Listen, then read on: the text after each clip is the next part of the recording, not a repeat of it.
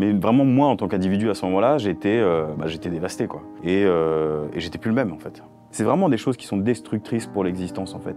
Et donc, il faut se relever de ça, comme on peut, et dealer avec, en fait. J'ai un stress post-traumatique aigu, j'ai un syndrome une culpabilité du survivant, j'ai un décalage toute ma vie, je suis incapable d'être barman, etc., etc. Et en fait, c'est là que je me prends tout en pleine gueule. David, je connais votre visage parce que vous êtes l'un des visages des attentats du Bataclan. Du 13 novembre. Vous tenez à cette... Ouais, c'est pas seulement le Bataclan. Pourquoi? Le 13 novembre, si on l'inscrit historiquement, il s'agit d'un attentat projeté par l'État islamique en Europe, en France principalement, organisé en France et en Belgique, qui en fait commence au Stade de France, qui se propage dans Paris à travers le 10e et le 11e, sur des terrasses de restaurants, et qui, on peut dire, prend fin dans la salle de spectacle Le Bataclan. Mais donc réduire ça, malheureusement, au Bataclan, cet attentat est terrible, mais surtout... c'est, entre guillemets, tronquer une partie de l'histoire. Et pour nous, les victimes, pas seulement moi, vraiment pour toutes les victimes des attentats, y compris des proches de victimes, c'est important pour nous de rappeler que voilà, ce soir-là, c'était pas seulement une salle de concert, c'était aussi des terrasses, etc.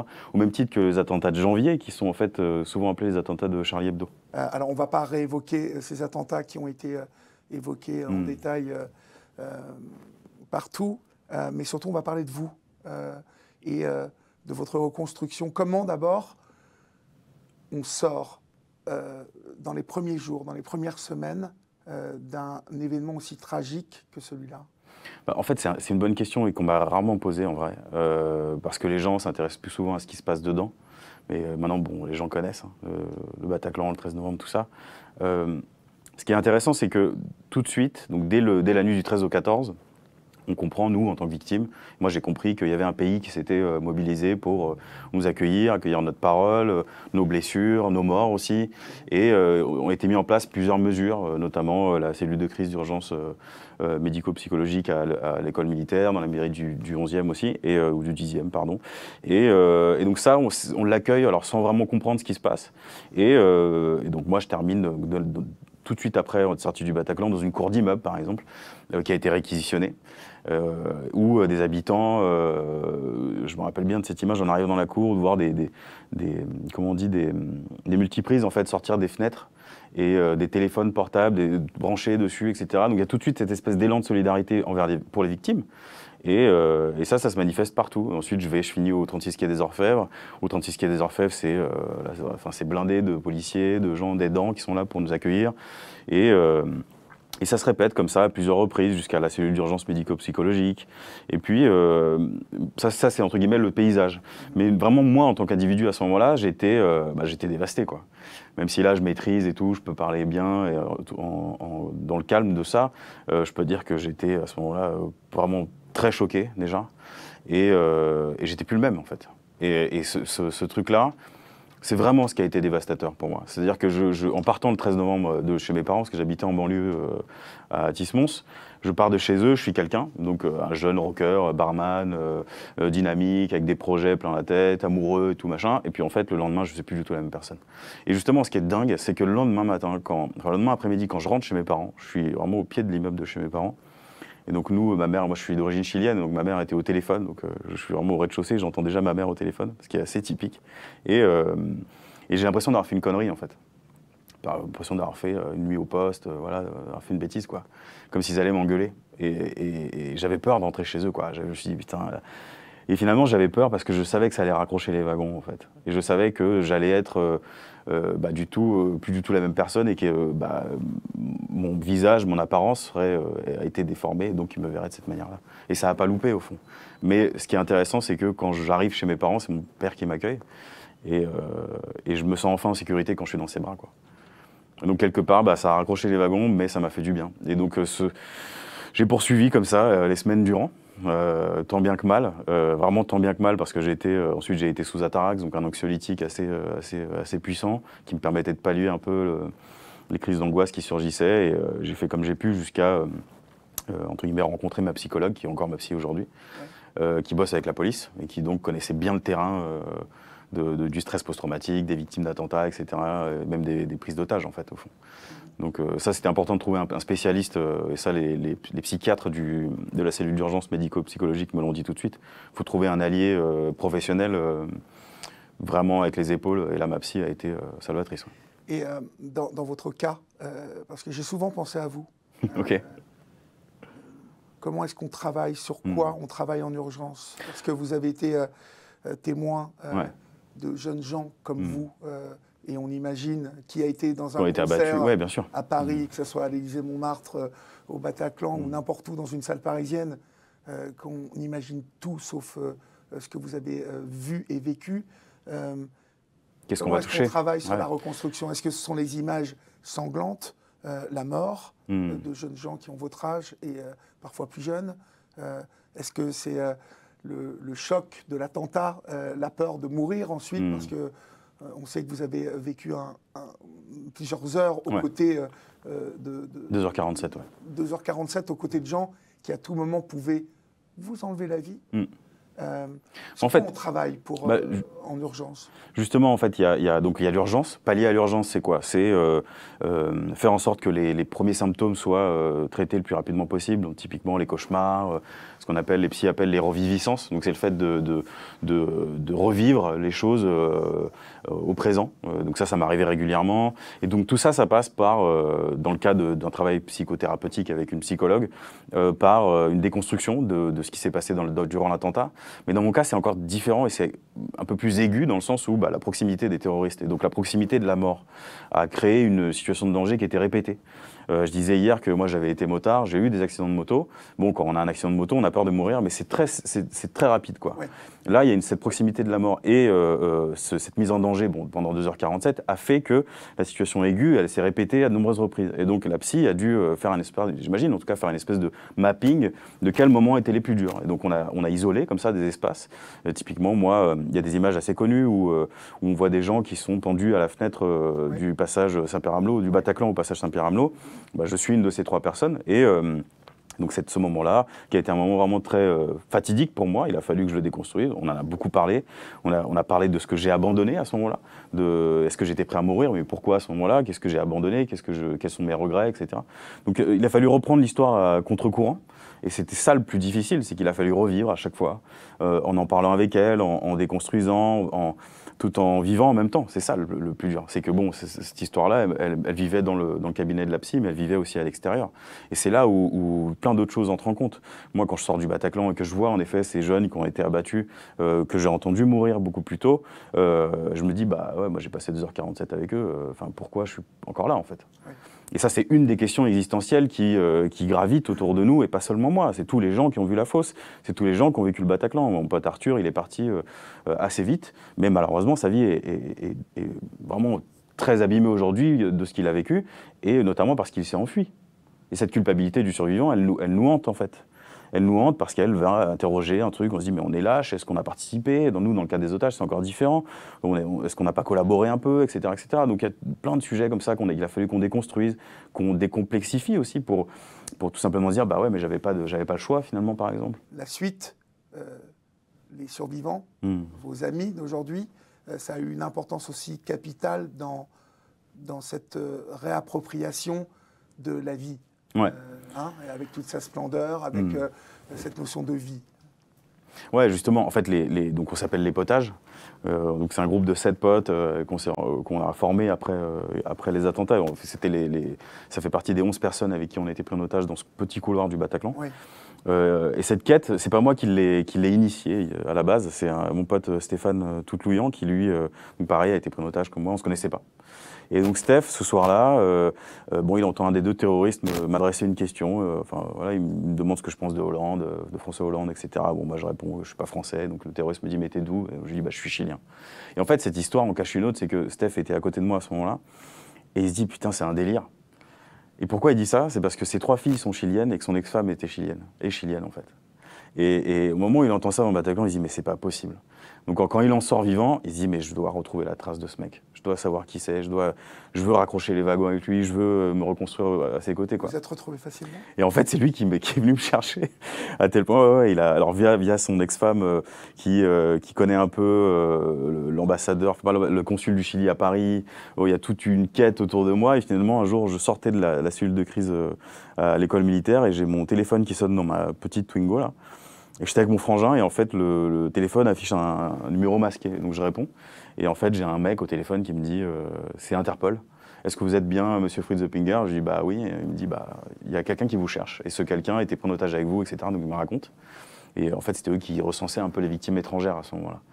Et notamment les victimes chiliennes, parce qu'il y a eu d'autres Chiliens qui sont décédés au Bataclan. Et donc il me donne le numéro de quelqu'un qui s'avère être l'ex-femme de Stéphane. Et l'ex-femme de Stéphane me dit mais David, appelle Stéphane, c'est son numéro, il veut te parler, etc. Et donc j'appelle Stéphane, on se voit dans un café, et c'est là que démarre notre amitié. On était ensemble hier soir, et en fait, ouais, ça a fait du bien. Et là où ça a fait du bien, c'est ça qui est vraiment fort, c'est que ça a permis de reconstruire la soirée, alors collectivement, c'est-à-dire qu'on s'est tous rapporté un peu, toi tu faisais quoi, t'as vu quoi, etc.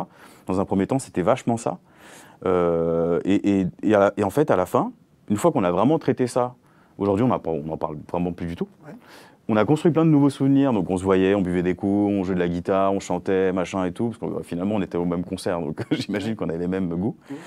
Et puis en fait, on s'est tous retrouvés. Ensuite, on a retrouvé Sébastien, donc, qui était un des deux hommes avec qui on était accrochés à la fenêtre. Après, on a retrouvé Arnaud et Marie, qui sont un couple qui était dans le couloir aussi, Caroline, Grégory, etc. Et donc, vraiment, c'était une nouvelle famille, quoi. Et ça, c'était vraiment important. Vraiment, ça a été extrêmement puissant pour nous, quoi. Vraiment une présence fraternelle, mais universelle après les attentats, quoi.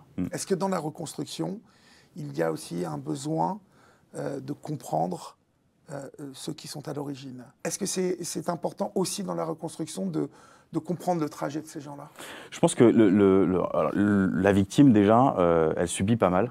Donc, dans un premier temps, c'était vraiment, on va comprendre ce qui nous est arrivé à nous avant d'essayer. C'est pas une priorité. Ouais. Et donc, là où c'est devenu un peu plus prégnant, c'est au moment du procès, où il y avait 14 hommes dans le box qui étaient accusés, pour la grande majorité d'associations de malfaiteurs, voilà, impliqués, accusés d'avoir participé à la commission de ces attentats. Et donc, justement, il fallait vraiment quelque part, se mettre à leur place, de se dire, bon, est-ce que ces mecs-là vont être défendus dignement, par qui, etc. Moi, pour nous, par exemple, quand je dis nous, bon, la majorité de mes amis victimes, c'était important qu'ils soient représentés par des avocats très pointus et suffisamment intelligents dans la procédure judiciaire pour qu'ils puissent être défendus de manière la plus équilibrée. Là où nous, on a manqué de cet équilibre à un moment donné. Et donc, aller jusqu'à comprendre les motivations, ou en tout cas le terrain qui a fait que ces mecs-là rentrent dans une salle de spectacle, mitraillent des terrasses, aillent se faire exploser au Stade de France, etc. Je pense que c'est très compliqué. Je pense qu'en vrai, on n'y arrivera pas. Il y a pas mal de sociologues qui sont penchés dessus. Moi, dans mon cas, ce qui m'a vraiment profondément choqué, par exemple, c'est quand j'ai compris qu'un des deux terroristes était originaire d'une ville qui n'était pas si loin de celle où j'ai grandi. Ouais. Et je me suis dit, ah, mais c'est quand même bizarre, parce que mon frangin, il a son âge, peut-être qu'ils auraient pu jouer au foot ensemble. Et cette proximité avec la terreur, elle est tout à l'heure, j'utilisais le terme de destructeur. Ouais, elle est destructrice, en fait. Parce qu'on se dit, ça pourrait être mon pote, en fait. Ça aurait pu. Ça aurait pu, ouais. Et ce truc-là. Un moment de votre vie. Exactement. Et en fait, ce truc-là, bon, c'est manichéen, de se dire, bon, bah voilà, c'est mon pote, ça aurait pu être un monstre. Et en même temps, je comprends pas, je sais pas qui il est, je le connaissais pas, je sais pas par où il est passé, je sais pas ce qu'on lui a dit, je sais pas ce qu'on lui a promis, je sais rien. Moi, j'étais juste un barman de 23 ans en train de faire la fête avec mes potes. Donc, de dire, comprendre, je sais pas. Par contre, il y a un vrai truc que j'ai dû faire, c'est vraiment dissocier les mecs qui étaient dans le box, par exemple, et les deux gars qui m'ont pris en otage. Pourquoi? Parce que les deux gars qui ont été pris en otage, j'ai une haine profonde envers eux, et ça, j'ai vraiment pas peur de le dire. Voilà, ils m'ont fait du mal. Je pense qu'à l'endroit où je suis, je peux le dire. Par contre, exporter cette haine vers ces 14 personnes qui étaient dans le box, c'était peut-être faire un raccourci qui n'était pas le bon, ou en tout cas pas à l'intensité que je pensais nécessaire au moment du procès des attentats. Et aussi parce que la haine, pour moi, était vraiment un sentiment inutile, en fait. Et dire que ouais, j'ai eu de la colère contre eux, dire que j'étais énervé, dire que parfois les entendre parler, ça me faisait chier, ouais, ça je peux le dire. Par contre, dire que j'ai la haine contre eux, je sais pas.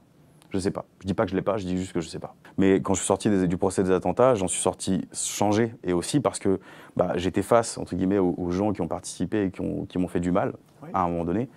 Et ces gens-là, ils sont punis aujourd'hui. Et ça me fait du bien. Est-ce que votre reconstruction, elle passe aussi par se forcer alors, vous me direz à quel rythme, mais se reconfronter à la foule, se reconfronter à une salle de concert. Ouais, et ça rentre vraiment dans ce que je disais tout à l'heure sur la psy. Il a fallu aussi comprendre quelle situation était délicate pour moi, notamment les centres commerciaux au début. Moi, j'avais un vrai truc, c'était les rideaux de magasins qui se fermaient. Où généralement c'est claqué, ça ressemble à un coup de feu en fait. Et donc tout ce qui ressemblait de près ou de loin à un coup de feu et à un concert, c'était vraiment dur au début. Et ouais, je me suis forcé, parfois vraiment pas de la bonne manière. Je suis allé très vite voir un concert d'un groupe que j'aime bien qui s'appelle Ghost. C'était à Rouen, donc j'avais choisi une salle loin de Paris qui ressemblait pas du tout au Bataclan. J'avais fait en sorte d'attendre un petit peu. Bon, c'était peut-être un peu trop tôt, mais il fallait que je le fasse. En tout cas, il fallait que je me réapproprie ça, parce que je savais que ça me ferait du bien. Je savais que c'était important pour moi, parce que en 2015, avant le Bataclan, j'allais très souvent voir des concerts. Pourquoi j'arrêterais? Donc voilà, j'ai tenté comme ça, j'ai fait des essais.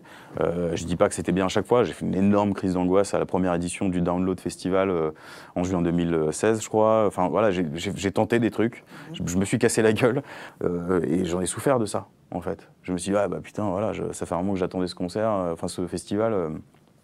Je vais devoir arrêter, quoi. Il y a pas mal de victimes qui m'ont évoqué une sorte d'attitude. De mettre de la distance et d'essayer de le faire de différentes manières.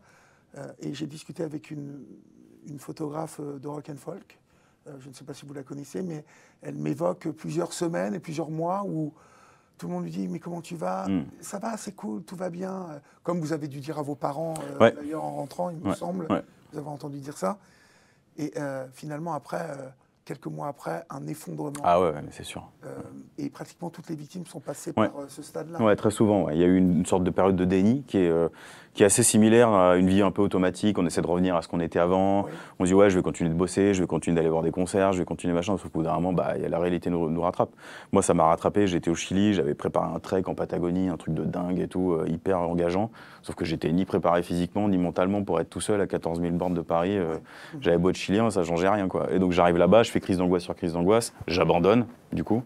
Je suis rapatrié en urgence à Santiago, j'ai ma famille qui est là, qui s'occupe de moi pendant 2 semaines, mais je suis en charpie, quoi. Et c'est là où, en fait, commence le début des emmerdes. C'est que j'ai un stress post-traumatique aigu, j'ai un syndrome une culpabilité du survivant, j'ai un décalage avec toute ma vie, je suis incapable d'être barman, etc., etc. Et en fait, c'est là que je me prends tout en pleine gueule, quoi. Et est-ce qu'on doit accepter, finalement, de ne pas être un surhomme Je pense qu'il y a une acceptation de la faiblesse, finalement, mais qui correspond à l'endroit dans lequel on était, en fait, en tant que victime. Moi, j'ai été otage, mais il y a des gens sur les terrasses, c'est pareil, quoi. Et puis, en fait, ça met du temps. C'est ça le plus dur. Moi, je me rappelle bien des moments où ça allait le plus mal, et je disais à ma femme, moi, ce que je veux, c'est être normal, je lui disais. Je veux être normal, je veux arrêter de souffrir, je veux arrêter d'en rêver, je veux arrêter de respirer, je veux arrêter d'être tout le temps dans ce truc du 13 novembre. Et donc, il a fallu que je fasse l'inverse. Il a fallu que je respire plus fort, que j'embrasse plus fort pour comprendre. Mais encore une fois, c'est dans mon cas, quoi. Moi, j'ai un peu une vie 2.0, quoi. Je dis souvent à mes plus proches, je dis souvent que c'est que du bonus, en fait. Est-ce que cet événement-là, il a été un accélérateur pour mieux vous connaître Moi-même, ouais. Aujourd'hui. Ouais. Et notamment au regard de ma réaction, si on revient à la base, ma réaction au moment de l'attentat, quoi. Ouais. Qu'est-ce qui a fait que je sois aussi sans-froid, on va dire opérationnel presque, voilà. Enfin, j'ai pas vraiment d'explication, hein. Mais par contre, ce que je sais qu'aujourd'hui, si jamais il se passe un truc, j'ai cette proportion à avoir un sang-froid. J'ai vu une agression il y a 2 ans dans la rue. J'étais là, pas du tout en panique. J'ai aidé, j'ai participé. Donc, je prends ça comme je m'en sers, quoi. Aujourd'hui, je fais comme je peux, quoi. Si je vois qu'il y a quelqu'un qui a besoin d'aide, je panique pas, en fait. Donc ça, c'est un des trucs, hein. Il y en a plein d'autres, mais pareil, ma capacité d'adaptation, d'apprendre, de me remettre en question, ça, c'est plein de choses que j'ai dû déconstruire et reconstruire et déconstruire et reconstruire à chaque fois pour être la personne que je suis aujourd'hui et que je serai aussi plus tard. Vous allez bien quand même aujourd'hui? Ouais, ça va, ouais. Enfin, ça va. En tout cas, vous dégagez un truc... une bonne luminosité. Une bonne ambiance. Non, ça va. En fait, ça va parce que je suis à un moment de mon existence où je commence à comprendre beaucoup de choses. Ouais. Et en fait, le procès, moi, il y a 1 an et demi, je disais à ma femme, tu sais, j'ai l'impression d'être sorti de l'hôpital, quoi. Et c'est dingue l'image, mais en vrai, c'est vraiment ça. En tout cas, j'ai l'impression de m'être réveillé à un moment donné avec le corps de quelqu'un, l'apparence de quelqu'un, et je commence à apprendre de cette personne, quoi. Et finalement, c'est beau. c'est beau. J'ai plein d'amis autour de moi, je suis hyper entouré. Hier soir, j'étais avec le réalisateur du documentaire sur la grande plateforme, mon pote ex-otage, mes 2 potes ex-otages. On se voit dimanche, on fait la fête. Voilà, il y a tout ce truc où ouais, on crame la vie en fait. Et même si c'est pas dur tous les jours, c'est pas facile tous les jours, pardon. Et la vie n'est pas facile. Voilà, on est là pour vivre aussi, quoi. Et donc, quand on est bien entouré, c'est mieux. Et moi, je suis hyper bien entouré. Bon, rock'n'roll donc. Ouais, c'est ça. Merci beaucoup. Merci à vous. Si vous voulez écouter, entendre d'autres témoignages comme celui de David, eh bien écoutez le podcast Dans les yeux d'Olivier consacré aux otages, Ma vie après l'attentat. 4 épisodes inédits vous sont proposés dès maintenant sur toutes les plateformes d'écoute, bien évidemment, et sur l'appli et le site d'Europe 1.